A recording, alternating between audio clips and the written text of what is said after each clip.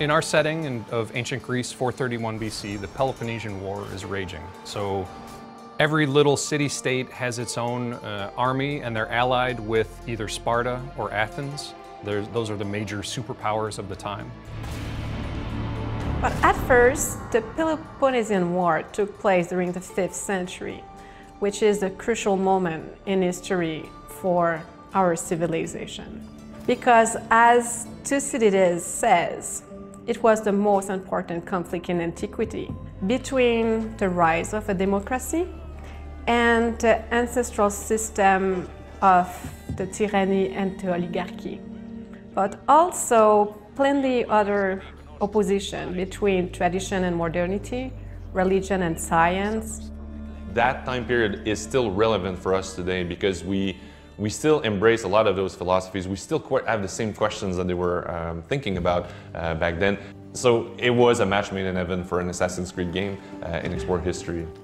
So the landscape of Greece is magnificent. We went to visit, and the epic vistas that it allowed us to create were something that we really wanted to concentrate on recreating in the world. Greece is made out of 85% of mountains, so it's a very mountainous landscape, which is great, by the way, because it's creating tons of layering, so we could play with fogs and mist, so to create a very unique ambience. It also plays with the sensation of the Odyssey as well, because there's always the sensation of what's beyond the next mountain range, what am I going to get when I go there? You always get a really cool view as you come over the hill and you see the next region lay out in front of you. That really reinforces the sense of you being on your own Odyssey. For us, Greece needed to be colorful and very lush, because that's what most people have in mind when they think of that amazing land. We pushed saturation and colors quite a lot in our game, even though we had different biomes also in it. We knew that this world was going to be huge, so it was super important to make sure that we kept it interesting for the player. So as they go from region to region, it's not always just the typical picture of Greece. We saw snow-capped mountains, and we saw lush spring valleys and things, so we wanted to really recapture that and make sure that we gave that to the player when they went on their journey. Reconstructing ancient Greece was quite a challenge. For some cities, it was harder to find some specific data. For example, on Mykonos, nothing is remained.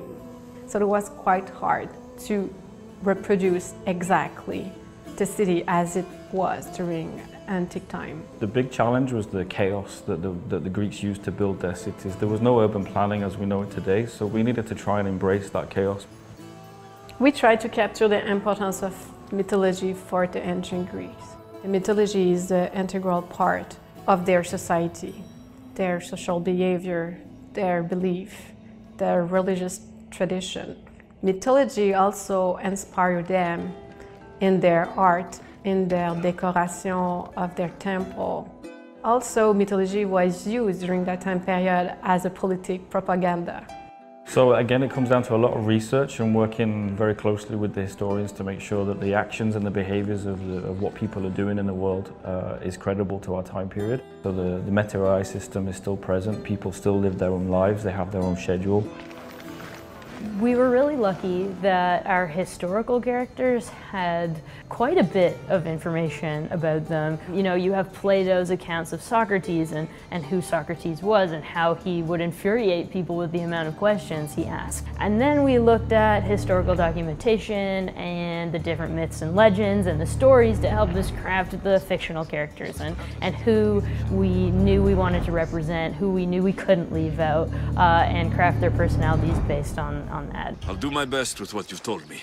Good luck. The heroes of the past, the legends, the myths, the philosophers, it is an amazing cultural setting to explore.